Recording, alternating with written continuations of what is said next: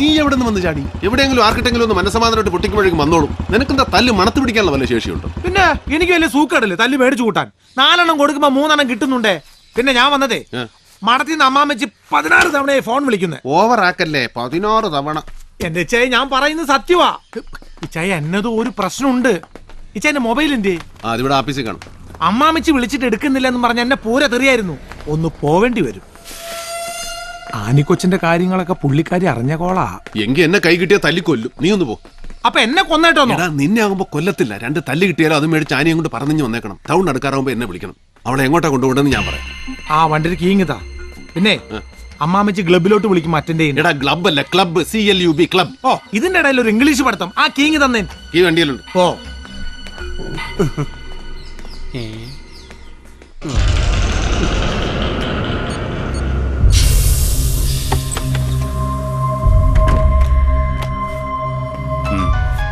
Sir. Yes.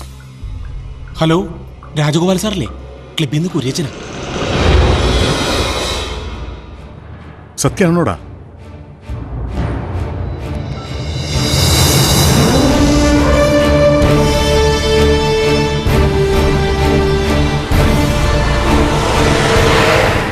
കന്യാസ്ത്രീ മഠമാണ് sir. അതെ, പക്ഷേ ഇനിയും നമ്മളത് കോൺസിക്വൻസ് എന്ന് പറഞ്ഞ് ലേറ്റ് ആയാൽ കഴിഞ്ഞ തവണത്തെ അനുഭവം തന്നെ ഉണ്ടാവും. ഞാൻ വിളിച്ചു പറയാം സാർ. ഉവ്വ. ഓക്കെ. ജോണി സർ, താൻ ആ DGPയുടെ ഓഫീസിലേക്ക് ഒന്ന് വിളി. ഞാൻ നേരിട്ട് വിളിച്ച് അനുവാദം മേടിക്കണം എന്ന് ആചാര്യ സാർ പറയണത്. പറഞ്ഞേക്കാം.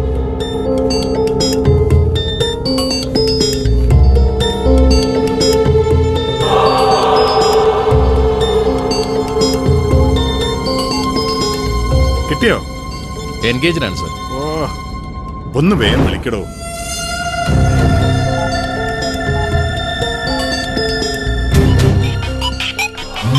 ഫോൺ അടിക്കുന്നു. അബൂബക്കറാ, രാജഗോപാലിന്റെ. ഹലോ, റിംഗുണ്ട് സർ. ഇങ്ങതാ sir. Hello. Information സോളിഡാ.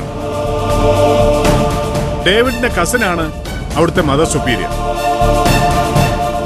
Yes sir, I am on my way. പത്രക്കാർക്ക് ഒരു തരത്തിലുള്ള ന്യൂസും കൊടുക്കില്ല. Yes sir, thank you sir. പണിയാണ് ചെയ്ത. ഇനി സൂനൊന്ന് വിളിക്കും. ഓ, പരിധിക്ക് പുറത്ത്. ഇവൻ പോയാലും ചെയ്തേ മടത്തി പോലീസ് എത്തുന്നതിന് മുമ്പ് അവളെ പൊക്കിയിരിക്കണം. അണ്ണാ സുഖു. എന്തൊക്കെയാ? എടാ, രാജഗോപാലും ടീമും കൂടെ അങ്ങോട്ട് വിട്ടിട്ടുണ്ട്. നീ ഒരു കാര്യം ചെയ്യും, നേര്യമംഗലത്തൊന്ന് നിർത്തിക്കും. അയാളുടെ വണ്ടി കാണുമ്പോൾ എടുത്ത് വിട്ടാൽ മതി. സ്ട്രൈറ്റ് റൂട്ട് മാറി മാറി അവനെ ഒന്ന് വട്ടം കിടക്കും. ഒരു കാരണവശാലും പിടികൊടുക്കരുത്. ഏറ്റു ചായ.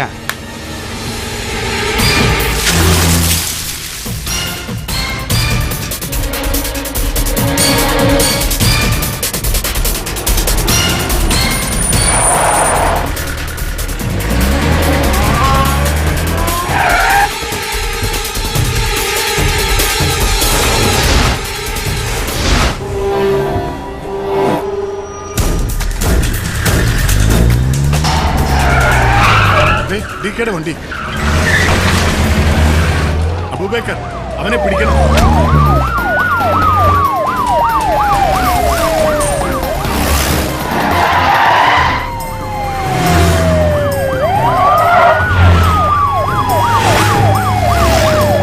ഒന്ന് വേഗം വിടറോ.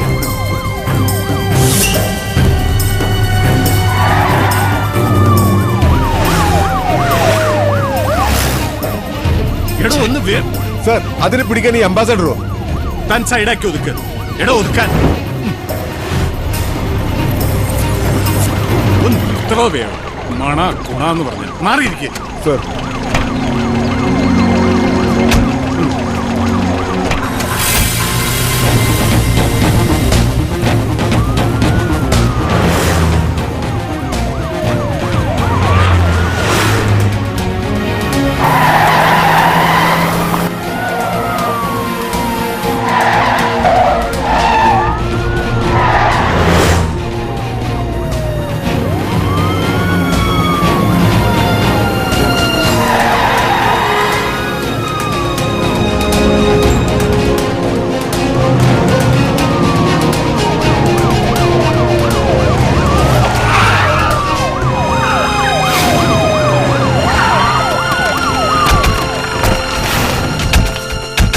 സർ.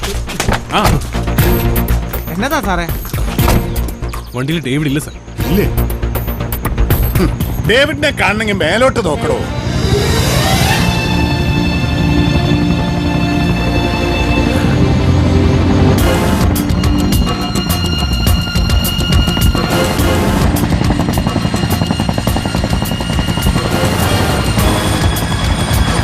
ദേ പറന്നു വരുന്നു. അവൻ ആ പെണ്ണിനെയും പൊക്കി പറക്കുന്നത് കണ്ടോളൂ.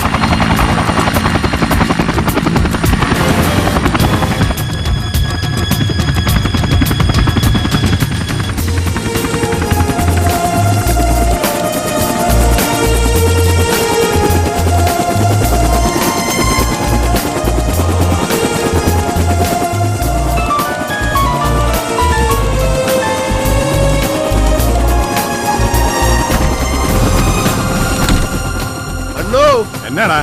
റബ്ബർ തോട്ടത്തിൽ മരുന്നടിക്കാൻ മാത്രമല്ല, ഇതുകൊണ്ട് ഇങ്ങനെയും ചില ഗുണങ്ങളൊക്കെ ഉണ്ട്. അപ്പൊ വൈകിട്ട് ക്ലബിൽ കാണാം. Okay, bye bye, Tata, take care.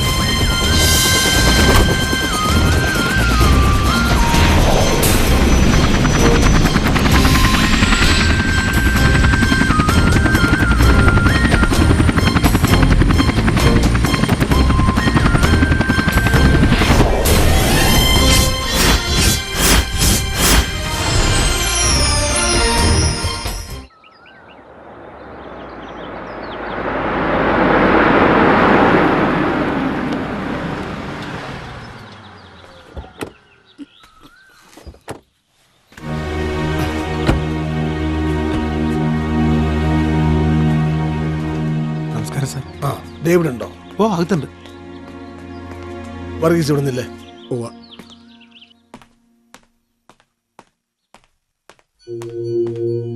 ഈശോയെ, ഇതാര്? ഇരുന്നാട്ടെ സാറേ. എന്റെ മോൻ അറുങ്കൊല ചെയ്യപ്പെട്ടു എന്നറിഞ്ഞ് എന്റെ വീട്ടിലെത്തിയത് ആയിരങ്ങളായിരുന്നു. അവരുടെ ഒന്നും മുന്നിൽ ഒരു നിമിഷം പോലും പതറാതെ നിന്നവനാ ഞാൻ. ഉള്ളിലെ കരച്ചില് 2 തുള്ളിയായി പുറത്തേക്ക് വന്നത് നിന്റെ മുന്നിലാ. അത് നിന്നോട് അത്ര സ്നേഹമുള്ളതുകൊണ്ടാ, എനിക്ക് ആ വാത്സല്യം ഉള്ളതുകൊണ്ടാ. പിഴയായി പോയ മൂത്ത മോന്റെ സ്ഥാനത്ത് നിന്റെ പോലെ ഒരുത്തനെ ദൈവം തമ്പുരാൻ എനിക്ക് തന്നില്ലല്ലോ എന്ന് പലപ്പോഴും ആലോചിച്ചിട്ടുള്ളവനാ ഞാൻ. ആ, എന്നോട് നീ ഇത് കാണിക്കാൻ പാടില്ലായിരുന്നു ഡേവിഡേ.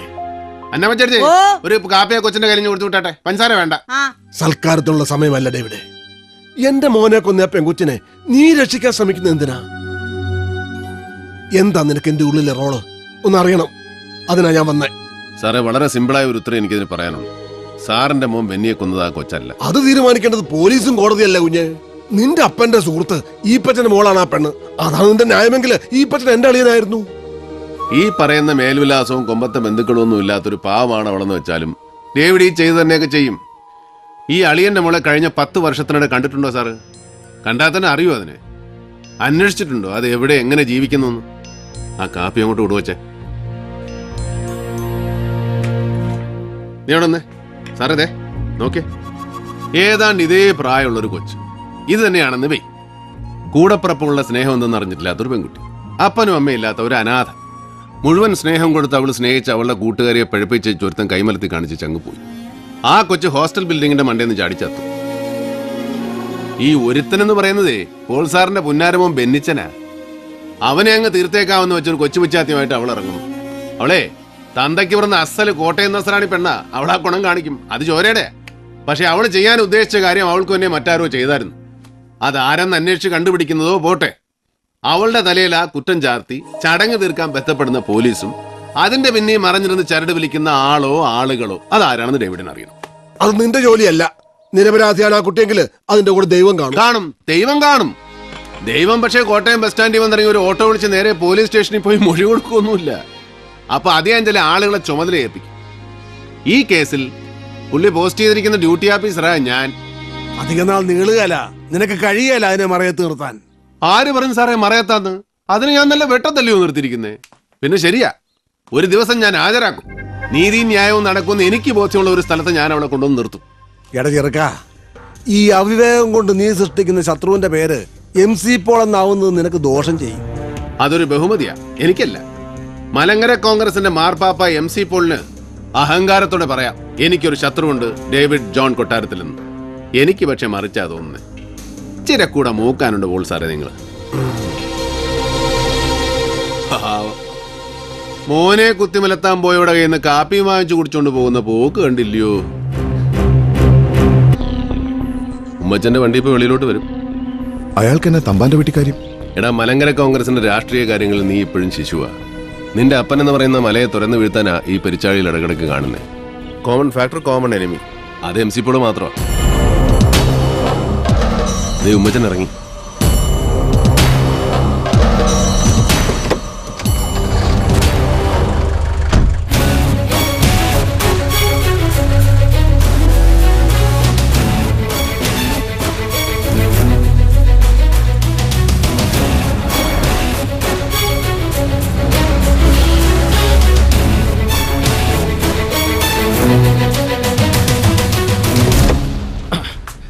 ആ കൈരളി ടിവിക്കാർ വന്നിരുന്നോ? ഇല്ല, അവരെന്റെ ഒരു ഇന്റർവ്യൂ എടുക്കാൻ വരുമെന്നാ പറഞ്ഞിരുന്നേ. ആ, അവരാണോ? നീ ഷടയെന്ന് ഒരു വിസ്കി ഇങ്ങട്. ടിവിക്കാരുടെ മുമ്പിൽ ഇരിക്കാനുള്ളതല്ലേ, ഇച്ചിരി ഉള്ളിലുണ്ടാവുന്ന നല്ലതാ. പോ.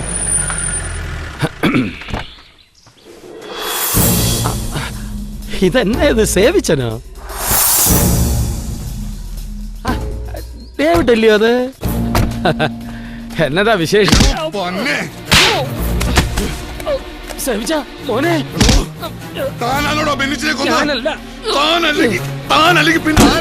എനിക്കറിയാമല്ല.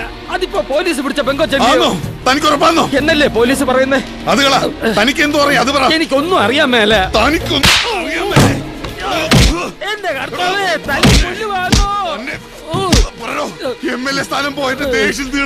ഇല്ലേ, MLA സ്ഥാനം തന്നതും പോൾ സാറ്, തിരിച്ചെടുത്തതും പോൾ സാറ്. ഇനി തല്ലല്ലേ കുഞ്ഞെ, ഞാൻ ചത്തുപോകും. അത് ഉമ്മച്ചൻ പറഞ്ഞ ന്യായോ? ഇനി എന്തല്ലേ ഉമ്മച്ചൻ മടിയാവും? വിട് സവിച്ച, വിട്. വാ പറയട്ടെ. സത്യത്തിൽ ആരാ പോൾ സാറിന്റെ മോനെ കൊന്നെന്ന് കണ്ടുപിടിക്കേണ്ട ഉത്തരവാദിത്തം ഇപ്പൊ തന്റെയും കൂടെ. ഇവനല്ലേ ഈ സേവിച്ചൻ. ഇവനെയും കൊണ്ട് തന്നെ ഇനി ഇവിടെ വരത്തരുത്. പട്ടിയെ തൊടലേന്ന് അഴിച്ചു വിടുന്ന പോലെ ഈ വിവരം കിട്ട ചെറുക്കിനെ തന്റെ ദേഹത്തോട്ട് ഞാൻ ഇറക്കി വിടും. ചെയ്യരുത്. എന്തെങ്കിലും വിവരം കിട്ടിയാൽ താൻ എന്നെ അറിയിക്കണം. താനൊരു തുമ്പ് കൊണ്ട് തന്നാ മതി, ഞാൻ അതേ പിടിച്ച് കയറിക്കോളാം.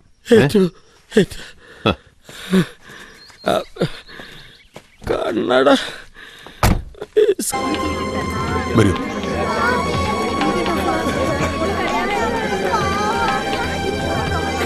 ഇതില്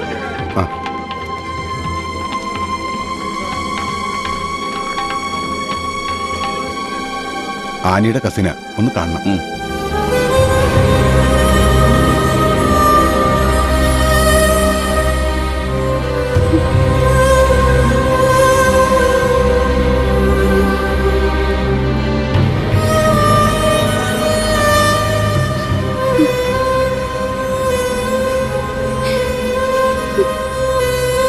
ഹലോ ഡേവിഡ്. ഇതിപ്പോ പോലീസും കേസും പൊല്ലാപ്പൊക്കെ ഉള്ളതുകൊണ്ടാ. ഇല്ലായിരുന്നേ നല്ല ഹോസ്പിറ്റലിൽ എവിടെ വേണേലും ഞാൻ കൊണ്ടുപോയേനെ. അതിന്റെ ഒന്നും ആവശ്യമില്ല. She's all right. 4 സ്റ്റിച്ച് ഉണ്ട്, അല്ലാതെ വേറെ കുഴപ്പമൊന്നുമില്ല. ഹെഡ് സ്കാൻ ഞാൻ പുറത്തോട്ട് ചെയ്യിച്ചു. Nothing to worry.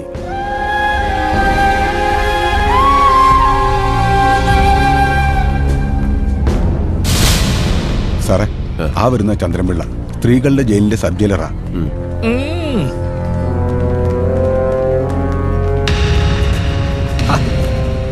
വഴി മാറടോ. ചന്ദ്രൻപിള്ള, ഞാൻ ഡേവിഡാ. ഏത് ഡേവിഡ്?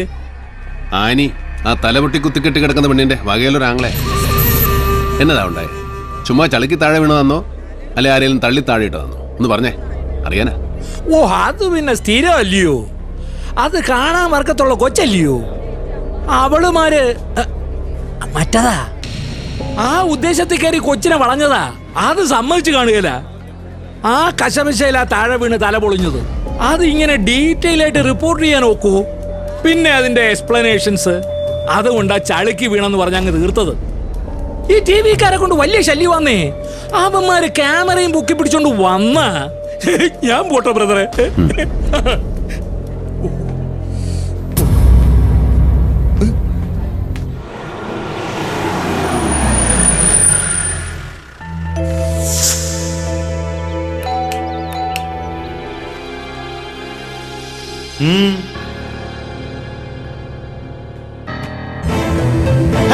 എന്തിനാണ് ഡോർ ക്ലോസ് ചെയ്തു? ഡോർ തുറക്കൂ. What do you want? സാറേ, സെഷൻസ് കോർട്ടിൽ ഡോക്ടർ ബെന്നി പോളിന്റെ കൊലപാതക കേസിലെ പ്രതി ആനി എന്ന പെൺകുട്ടിക്ക് വേണ്ടി നാളെ ഞാനൊരു ബെയിൽ ആപ്ലിക്കേഷൻ മൂവ് ചെയ്യും. സാർ അത് അനുവദിച്ചു തരണം. തീരെ നിർവാഹമില്ലാത്ത ഒരവസ്ഥയായതുകൊണ്ടാണ് ഞാൻ ഈ വരവ് വന്നത്. സാറും ഫാമിലിയൊക്കെ കാസർഗോട്ടുകാരായതുകൊണ്ട് പറയവാ. ഈ കോട്ടയം നസ്രാണിക്കൊരു പ്രത്യേകത ഉണ്ട്. മുങ്ങിച്ചാവുമ്പോ കയറി പിടിച്ച കാലെ കൂടെ പൊങ്ങിയവൻ മേലെ വരും, അല്ലെങ്കിൽ പിടിച്ച കാലും കൊണ്ടങ്ങ് താഴും. 10 പൈസ ഞാൻ കൈക്കൂലി തരികയല്ല, അത് തെറ്റാ സാറേ. ഞാൻ സാറിനോടൊരു ഫേവർ ചോദിക്കുക. പട്ട് സാർ അത് ചെയ്യണം, ചെയ്യും. ഇല്ലെങ്കിൽ ഒരിക്കൽ കൂടി എനിക്ക് ഇങ്ങോട്ട് വരേണ്ടി വരും. വരുത്തരുത്, റിക്വസ്റ്റാ.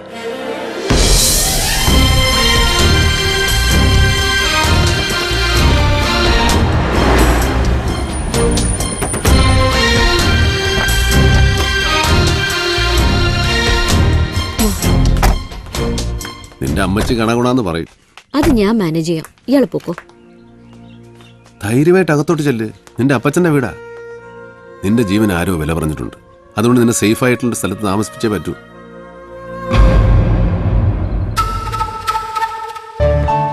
സാറാ,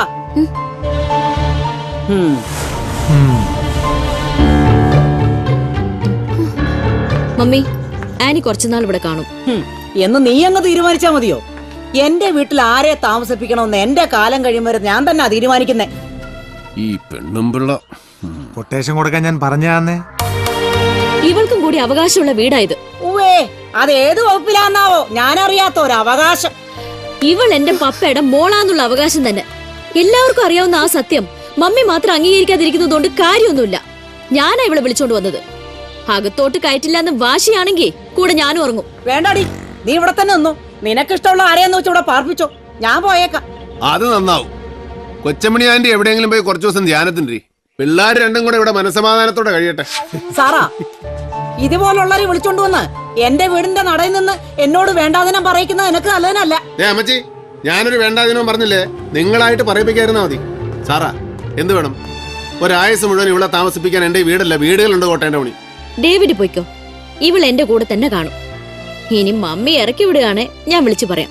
2 സാക്ഷികളെയും കൂട്ടി രജിസ്റ്റർ ഓഫീസിലോട്ട് വരണം. അവിടെ വെച്ച് നമ്മുടെ കെട്ട് നടത്തി നമുക്ക് ഡേവിഡിന്റെ വീട്ടിലേക്ക് പോവാം. അതേറ്റു സുഖം. വണ്ടി എടുക്കാം. ഓ, അപ്പൊ എല്ലാം പറഞ്ഞ പോലെ. വാ.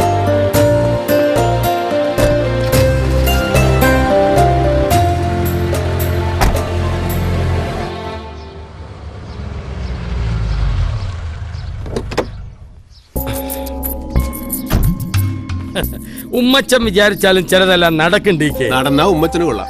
ഞാൻ പറഞ്ഞ ഓർമ്മയുണ്ടല്ലോ, MC പോളിന്റെ മൂത്ത മോൻ. ഞാൻ കൈവരിൽ നിന്ന് വിളിച്ച ചെറുക്കൻ തൊടലും പൊട്ടിച്ചിഞ്ഞ് വരും. വിളിക്കണ്ട, ട്രെയിനർ ഇല്ലാതെ വളർന്ന ഡോബർമാനാ. ഞാനൊരു തുമ്പും കൊണ്ടാ വന്നിരിക്കുന്നത് എന്ന് വെച്ച ഒരു ഇൻഫർമേഷൻ അതി പിടിച്ച് DK കേറിക്കോണം. താൻ പറയണോ? ബെന്നിച്ചന്റെ കൊലപാതകവുമായി ഒരു തടവ് പുള്ളിക്ക് ബന്ധമുണ്ടെന്നൊരു സൂചന. എന്ന് വെച്ചാൽ പൂജപ്പുരയിൽ നിന്നും പരോളിൽ ഇറങ്ങിയ ഒരുത്തൻ തിരിച്ച് ജയിലിൽ കയറുന്നതിന് മുമ്പ് നടത്തിയ ഇടപാടായത്. അവനെ ആരിറക്കി, ആര് പറഞ്ഞിട്ടാ ഇടപെട്ടത് എന്നൊന്നും എനിക്കറിയാൻ മേല. സുഖോ, എന്നാ ചെയ്യാ? എടാ, നീ അന്നൊരുത്തന്റെ കാര്യം പറഞ്ഞില്ലേ, പരോള് തീരുന്നതിന് മുമ്പ് ജയിലിലോട്ട് പോയെ. എടാ, അപ്പൻ ഏതാണ്ട് മരുന്ന് കൊടുക്കാണെന്ന് പറഞ്ഞ് നീ അവന്റെ വീട്ടിൽ പോയില്ലേ? Chundan Baiju, care of Poojappura central jail. ഒരു ഊഹവാ, എന്നാലും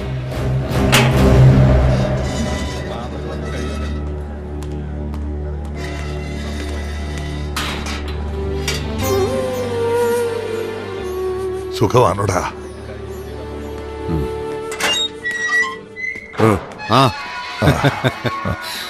അപ്പനും മോനും കൂടെ ഒരു ഇൻഫോർമൽ മീറ്റിംഗിന് ചാൻസ് ഉണ്ടാക്കാം. രാജീവൻ സാറ്, ഞാൻ പറഞ്ഞായിരുന്നു നിന്നോട്. വരൂ, തുറക്കണു. വാ.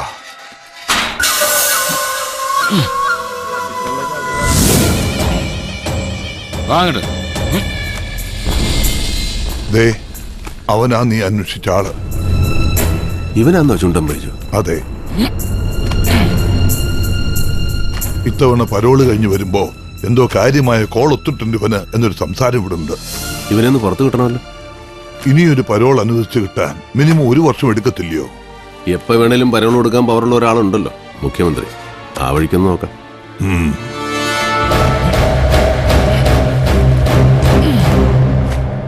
ആഭ്യന്തരം കയ്യിലില്ലാത്ത മുഖ്യമന്ത്രിയാ ഞാനെന്ന് സ്വാമിക്കറിയാലോ. എല്ലാം അറിയാം. ഒരു കാര്യത്തിനും തന്നെ വന്നു കണ്ട് ബുദ്ധിമുട്ടിക്കരുതെന്ന് വിചാരിച്ചിരുന്നു. പക്ഷേ ഓ ഇതിപ്പോ എന്തോന്ന് ഇത്രയ്ക്ക് ബുദ്ധിമുട്ട്? ഇതും കൂടെ ഒന്ന് ചെയ്യാൻ കഴിയില്ലേ പിന്നെ ഇറങ്ങി പോകുന്നതല്ലേ നല്ലത്. ആ കൊടുക്കൂ. അതെ പറയൂ. ഉവ് ഔട്ട് ഓഫ് ദ വേ തന്നെയാണ്. പക്ഷേ എനിക്ക് അത്രയ്ക്കും വേണ്ടപ്പെട്ട ഒരാളാണ് എന്റെ മുന്നിലിരിക്കുന്നത്. ശരി, ഞാനുടനെ ഫാക്സ് ചെയ്യിക്കാം. Okay, thank you. വിളിച്ചത് ജയിൽ സൂപ്രണ്ടാ. അത് നടന്നു കഴിഞ്ഞു സ്വാമി. Thank you.